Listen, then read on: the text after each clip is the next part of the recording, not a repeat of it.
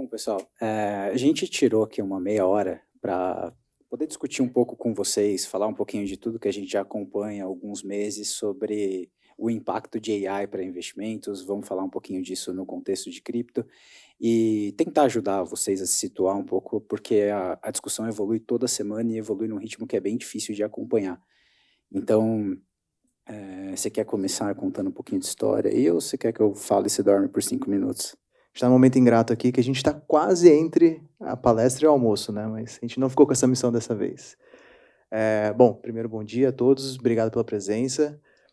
Deixa eu contar um pouquinho de história aqui, mas eu quero falar de IA também, você não vai me deixar só com cripto. E acho também que é legal a gente abrir bastante para perguntas aqui, que imagino que tenham dúvidas sobre os temas. Mas estava ouvindo um pouco do que estava sendo falado agora sobre, enfim, toda essa bolha de inteligência artificial. Na verdade, eu queria deixar uma pergunta aqui só para reflexão, vocês não precisam responder. Mas quando foi a última vez que vocês tinham ouvido sobre inteligência artificial antes do chat GPT? Alguma aplicação prática de fato assim, que vocês podiam usar? Provavelmente não se ouvia muito, né?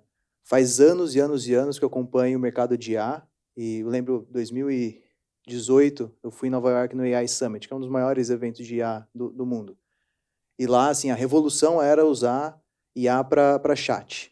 Né? Então, só que não do jeito que ele é hoje no chat GPT. A revolução era assim, você vai entrar no site da Latam e tem um autoatendimento que não é uma pessoa, é um bot. E ele entende um pouquinho melhor do que o bot burro que a gente está acostumado. E isso já era uma coisa revolucionária. Né? Ou, fora isso, as aplicações mais de robótica ou de visão computacional. Então, você está no aeroporto e aí tem câmeras que conseguem escanear sua cara, sabe qual é a sua idade, sabe qual é a sua nacionalidade, olhando o seu rosto, eventualmente consegue bater com a base de dados da Polícia Federal, do tipo, saber quem é a sua identidade. Mas esse tipo de aplicação já existe faz tempo e não está muito no nosso uso. Né? Ninguém aqui fica reconhecendo a cara além do Face ID do celular. Então, eu acho, assim, já colocando meus 2 centavos aqui, que a gente está num momento de evolução de tecnologia para casos práticos que a gente não tinha possivelmente desde o lançamento dos smartphones com o iPhone em 2007. O lançamento de tecnologias que de fato mudam o nosso padrão de consumo, nosso padrão de comportamento, não acontece a todo momento, você não tem um desses todos os anos, acontecem a cada 15, 10 anos. Né? E fazia tempo que eu não via algo tão grande acontecendo, lembrando que para quem usou o ChatGPT e achou legal, isso é o beta do beta do beta. Né? Assim, é uma ferramenta de pesquisa, é só uma prova de conceito e já é incrível. Então, com certeza, a gente vai fazer um evento desse daqui a um ano e os produtos que vocês usam vão ser completamente diferentes, porque vai ter IA sendo usada de fato e não só para falar que é legal. Né? Provavelmente a gente vai voltar daqui a um ano, vai ter várias dessas empresas que colocaram AI no final do nome, assim como as empresas que em 2017 colocaram blockchain no nome e não existem mais. Mas as boas empresas que sabem usar isso a favor delas, essas provavelmente vão desenvolver produtos que a gente ainda não usa, né, que a gente vai conhecer ao longo dos próximos meses. Então, muito curioso para ver o que vem pela frente. Acho que é bem pontinha do iceberg, mas fazia tempo que eu não via algo que tinha o potencial de mudar tanto a nossa relação com a informação, com os produtos, com as pessoas, como o que está sendo desenvolvido agora. Boa. Eu vou só trazer para a discussão, perguntei a alguns de vocês, levantaram a mão dizendo que nunca utilizaram, né, nunca tentaram interagir com nenhum desses modelos. Então, na segunda metade do ano passado, emerge esse primeiro modelinho ali chamado DALL-E, que é um modelo da OpenAI, que é também a empresa por trás do ChatGPT. É basicamente uma interface super simples em que você vai digitar a descrição de uma imagem e o DALL-E vai gerar essa imagem para você. Então vai da sua criatividade, você pede lá, sei lá, Santa Ceia num estilo cyberpunk, ele vai criar essa imagem para você. Você pede qualquer coisa e ele vai tentar imaginar isso para você. E aí isso estoura na sequência com um concurso muito pequeno de arte no interior dos Estados Unidos, em que o vencedor usou um quadro, entre aspas, que foi gerado por AI. Aquilo gerou um burburinho enorme, gerou uma super repercussão e trouxe atenção para essa ferramenta, porque pouca gente estava utilizando.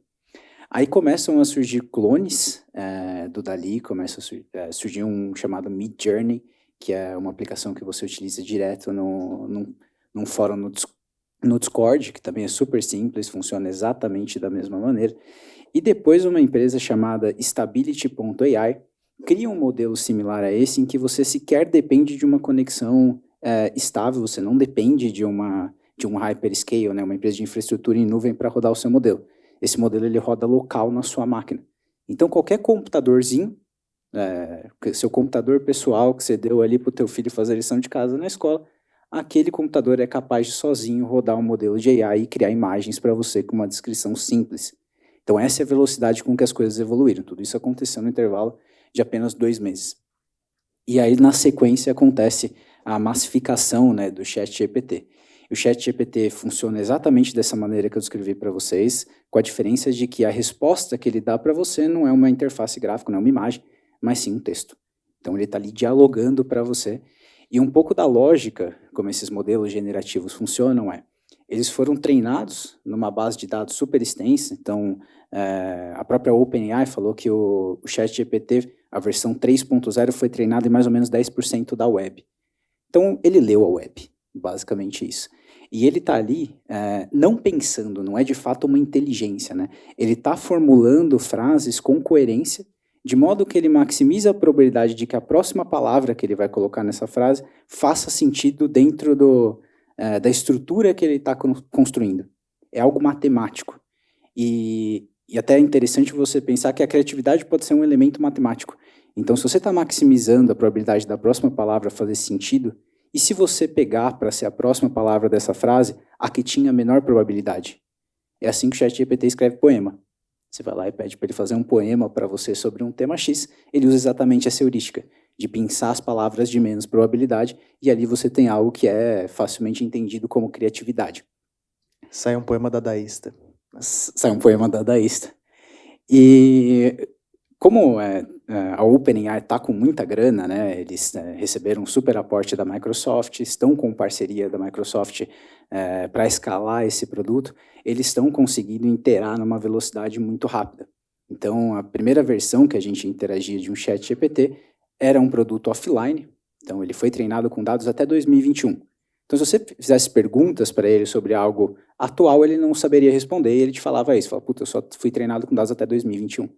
Agora, nas versões mais premium, você já consegue conectar a internet, então interagir com esse chat tratando de temas atuais, e fornecedores externos estão fazendo funcionalidades para serem plugadas ao ChatGPT e ajudarem o software a trabalhar coisas em que ele é ineficiente. Igual eu falei para vocês, ele está maximizando a probabilidade da próxima palavra fazer sentido.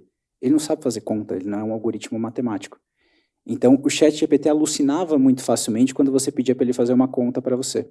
Então, uma empresa chamada Wolfram Alpha, que é um aplicativo para todo mundo que fez engenharia na faculdade, aí, deve ter conhecido o Wolfram Alpha. Nenhum engenheiro conseguiu seu diploma sem Wolfram. Exatamente.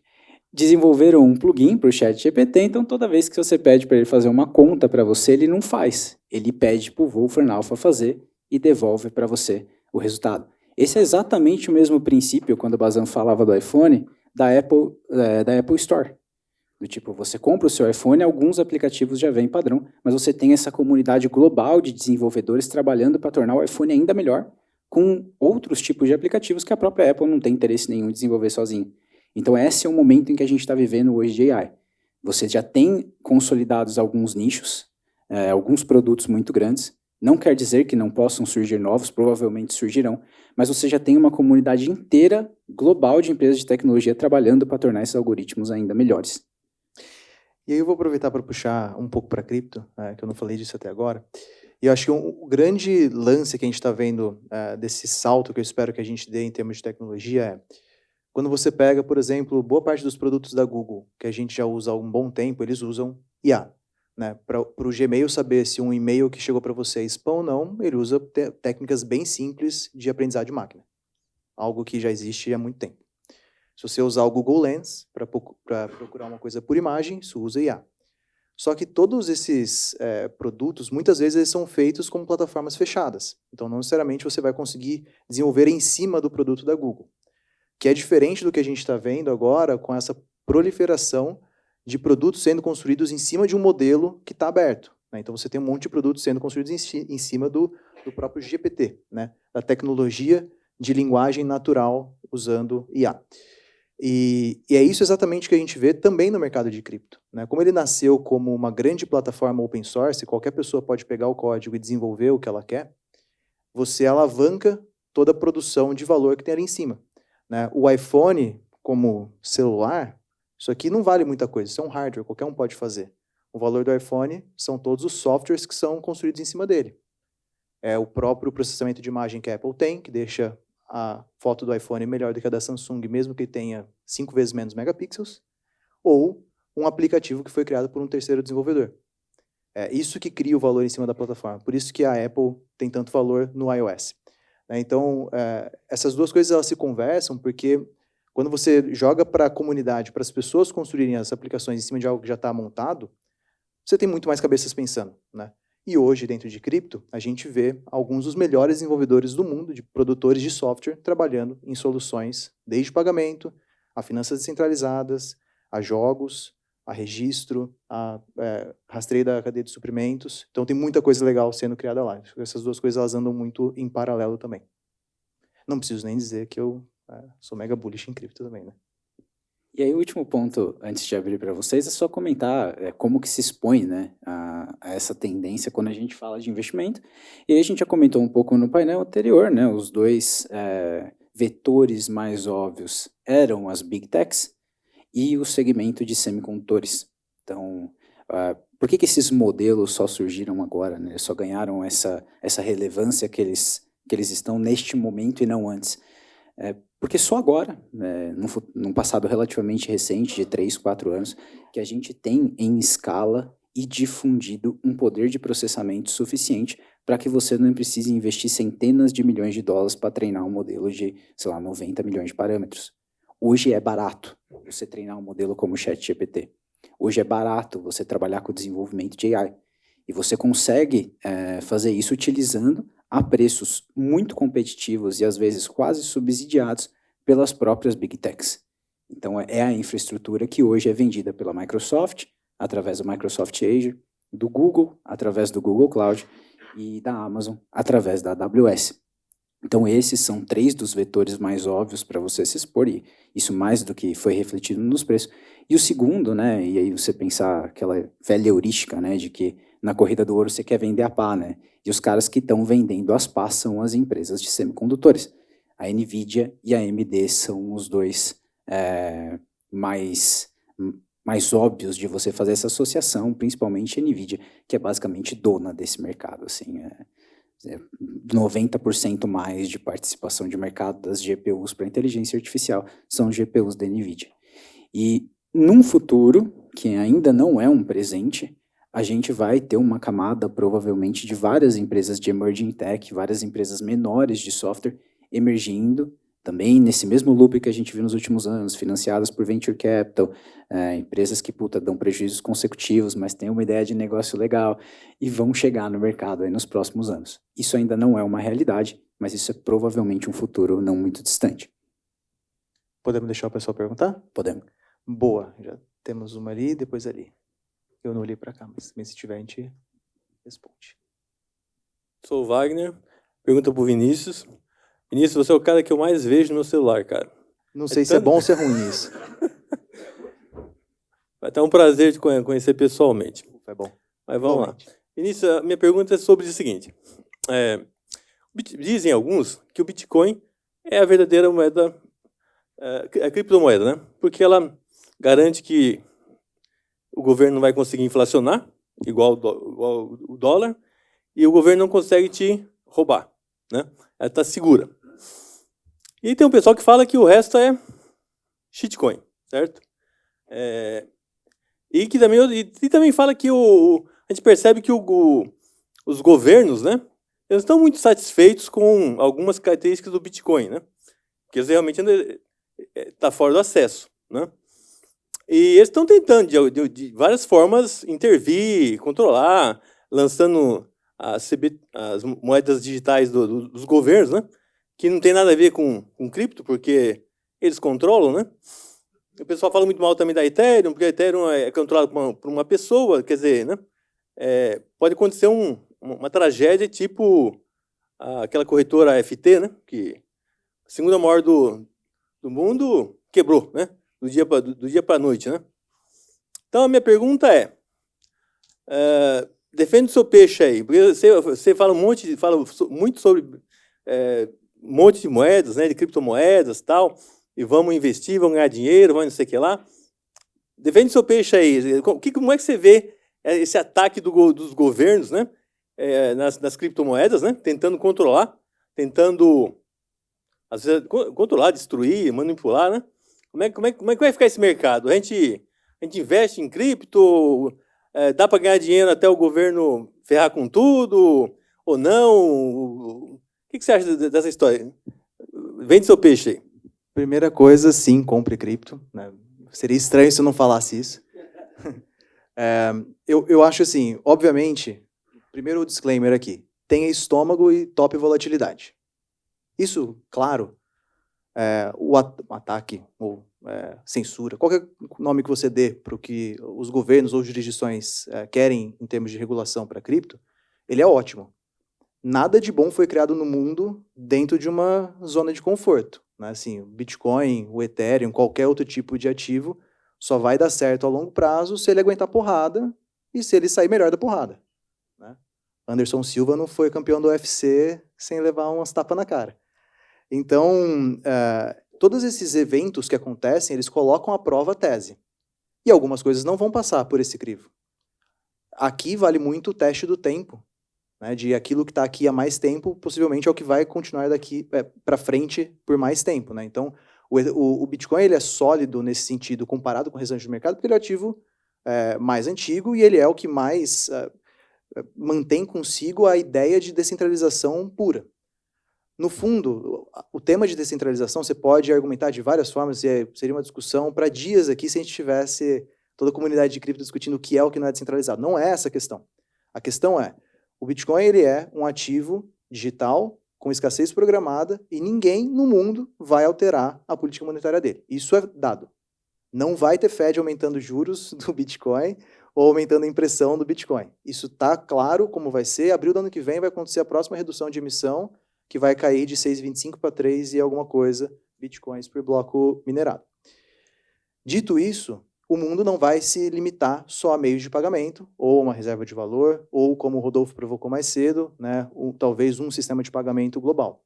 Existem N outras coisas que podem ser feitas, tanto é que as Big Techs que eu vejo aí, elas não são empresas de pagamento, ou pelo menos não são só de pagamento. Elas são empresas de infraestrutura.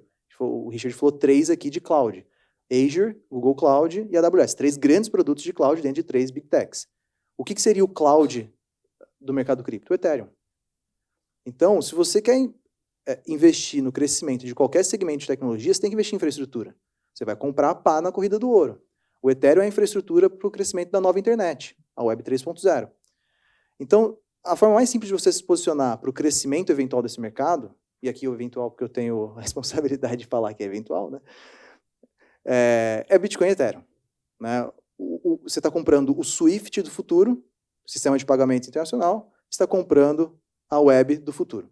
Agora, se você está disposto a investir em outros tipos de narrativas mais apimentadas, aí você vai para finanças descentralizadas, você vai até para jogos, se você quiser, né? Mas aí, obviamente, são coisas que estão aí há muito menos tempo, precisam se provar, só que daí que vem os retornos estratosféricos do mercado de cripto.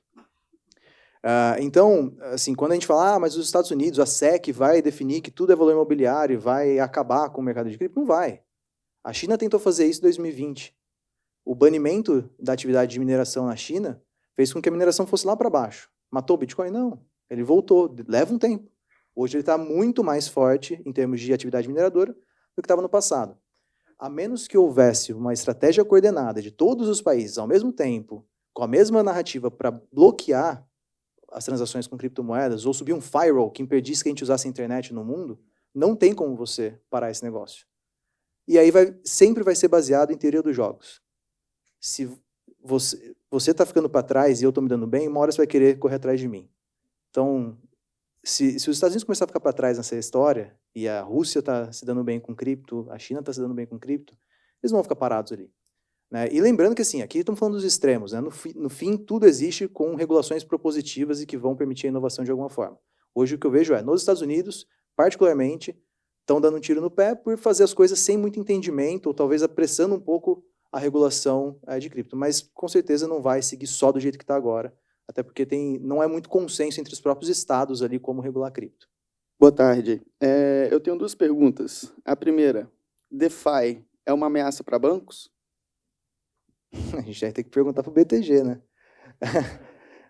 Não necessariamente. Na verdade, eu acho que é um ganho de eficiência muito grande para os bancos. Não acho que DeFi substitui os bancos, porque são naturezas diferentes, mas hoje, se você parar para pensar como estão estruturadas, desde a Bolsa de Valores até os sistemas bancários, eles são sistemas relativamente antigos. Muita coisa rodando em linguagem antiga, né? Então, hoje é meio que um sandbox de experimentos que pode dar mais eficiência aos sistemas tradicionais. Essas coisas elas caminham, vai ter um pouquinho do DeFi dentro de bancos, não deve ter muito de banco dentro do DeFi, fora a parte de on-ramp, né, de entrada de dinheiro. Mas eu acho que é igual assim, se você me perguntasse se fintech é uma ameaça aos bancos, eu não acho que seja. Eu acho que, na verdade, vai puxar os bancos a se moverem, né? Dificilmente o Itaú vai ficar para trás do Nubank. Acho que não. Ele vai tentar continuar se reinventando para manter sua posição de liderança.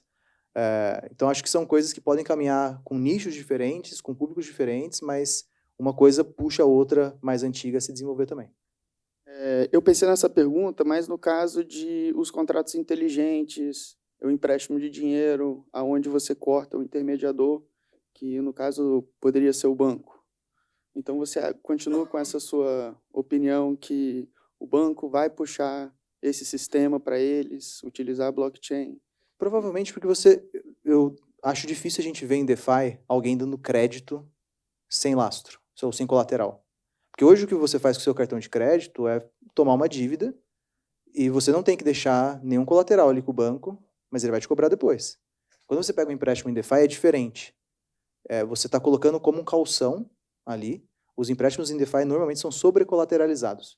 Então, para você pegar $750, você deposita $1.000 equivalentes, só que você pode pegar $750 de outro ativo para usar no ambiente de DeFi. Então, são naturezas diferentes. Então, acho que são ramos de atividades que não necessariamente vão se encontrar, mas a tecnologia em si ela pode se encontrar. Então, coisas que estão sendo feitas em DeFi vão ser importadas para as instituições financeiras tradicionais e coisas do mundo tradicional vão ser levadas para DeFi, mas alguma separação ainda vai ter. A segunda pergunta é um pouco do que você tinha falado com a outra pessoa ali sobre a regulamentação das criptos e, mais específica, a stablecoin. Eu queria saber um pouquinho mais como é que está indo, qual o melhor cenário ou o pior cenário possível e o que você acha sobre essa regulamentação. Bom, stablecoin, então, basicamente é uma moeda que ela deve ser pareada a um ativo tradicional. Então, uma stablecoin de dólar é um token que vale sempre $1. Eu acho que isso é o que mais bate de frente com os governos, né? Porque o governo americano fala assim, você tem o USDC aqui emitido pela Circle, por que tem isso e não é o dinheiro eletrônico dos Estados Unidos? Né? Então, daí que talvez surjam as moedas digitais emitidas por bancos centrais, são as CBDCs, que fazem exatamente o mesmo papel, com uma diferença técnica ali de como isso é feito. Mas eu acredito que as stablecoins elas vão continuar sendo uma forma de pagamento, né, um tipo de moeda digitalizada, de pagamento eletrônico, né, assim como o dinheiro do Pix é hoje também, e vejo espaço para serem adotadas no dia a dia.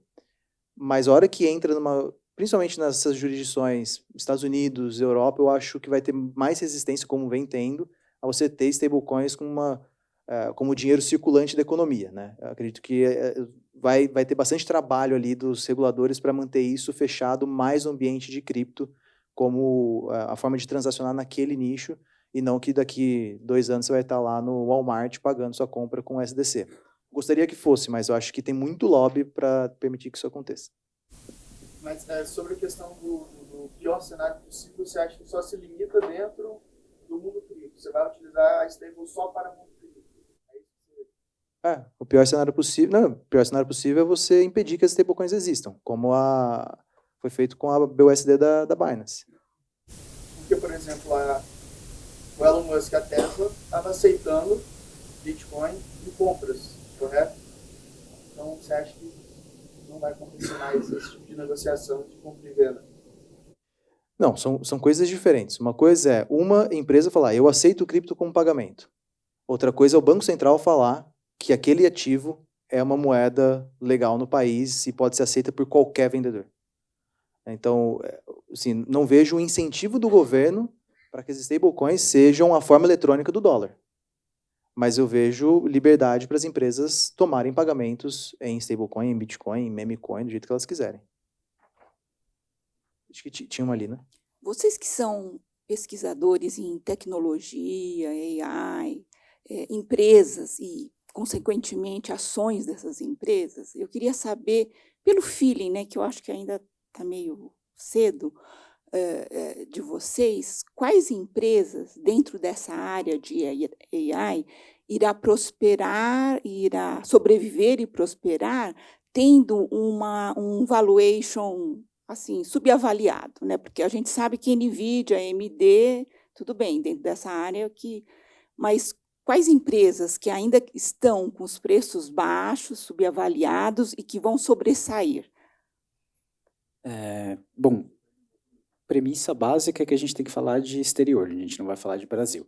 Com certeza. E aí, assim, a gente já sabe que as Big Techs são os players mais óbvios, a gente já sabe que as de semicondutores são a segunda camada, e a gente já sabe também que o que vai ter de mais inovador nos próximos anos, vamos pensar naquele conceito da App Store que eu estava falando, ainda vai surgir. Isso está em processo. O que sobra, então? Quando eu olho para todo o stack de tecnologia, eu penso, puta, qual das etapas do processo é mais, entre aspas, resiliente e faz mais sentido você adotar AI de uma maneira construtiva? Então, eu olho para toda a parte de softwares de registro. Então, quando você olha, por exemplo, para um SAP, para um Oracle, para um Salesforce, para um software de despesas no geral, esses caras eles são muito embedados em qualquer fluxo de trabalho de grandes empresas. Então, uma vez que você instalou um ERP, cara, para você tirar vai ser um lobby interno infinito. Esse ERP é dono de basicamente todos os dados transacionais da sua empresa. Então, esse é um produto em que, se for do interesse de todos os envolvidos, há muito espaço para te oferecer automação e são empresas relativamente baratas, porque são empresas muito maduras. Então, quando você olha para esses grandes players, você vai ver eles negociando na casa de 18, 17, até no máximo umas 20 vezes lucros, porque são caras que já faz uns 10 anos que não conseguem mais crescer muito. Eles estão num business muito de reposição, né? A SAP ganha um cliente para cada cliente que ela perde hoje, porque ela já é dona do mercado inteiro, praticamente. Eu acho que quando você olha, a SAP só tem concorrência de verdade no Brasil, que é a TOTS, e na Rússia, que tem um player local lá também, que é bem grande. No resto do mundo, ela é basicamente dominante em qualquer grande enterprise. E esse é um cara que, puta, ele tem muita capacidade de oferecer para você um produto mais de automação, e melhorar ali, literalmente, a tua execução. E, cara, quando a gente fala disso para uma empresa large corp, é redução de custo, assim. Olha, eu te ofereço isso daqui, você vai automatizar toda a base de gestão de despesas, por exemplo, aqui do seu time comercial. Agora, só com uma fotinha eu vou digitalizar tudo, que já é o que eles fazem hoje, né? E ainda vou te fornecer uns insights de como que teus vendedores estão gastando, quem que traz o melhor ROI para você por verba que você aloca de G&A para o cara e tal. Isso você vai demitir 3, 4 pessoas da sua equipe. Todas dizem que estão, né? Se você for procurar, for ler no Investor Day, for procurar materiais publicitários das empresas, elas vão falar que sim, mas na prática ainda não. Então elas usam a automação, é aquilo que o Bazan estava falando. AI há 5 anos atrás era um chatbot no site da Latam. Era recomendações personalizadas do Netflix. Esse tipo de coisa já existe em todas as empresas e é vendido pro cliente como AI, como machine learning, né? Então, quando você senta com o vendedor e você é o comprador ali desse software de registro, ele te vende AI. Mas você não comprou exatamente essa AI que a gente está falando aqui agora. Mas vai acontecer. Vão ser os últimos elos, tá? A adotar essa tecnologia, por exemplo, que eles vão aproveitar o que já está pronto. Eles não vão criar nada revolucionário dentro de casa, não é mais de DNA desses caras fazer isso, mas são as mais baratas. Em algum momento vão se apropriar dessa narrativa e provavelmente com crescimento de lucro por ação, e não só com conversa. Encerramos, né? Gente, muito obrigado. Até a próxima.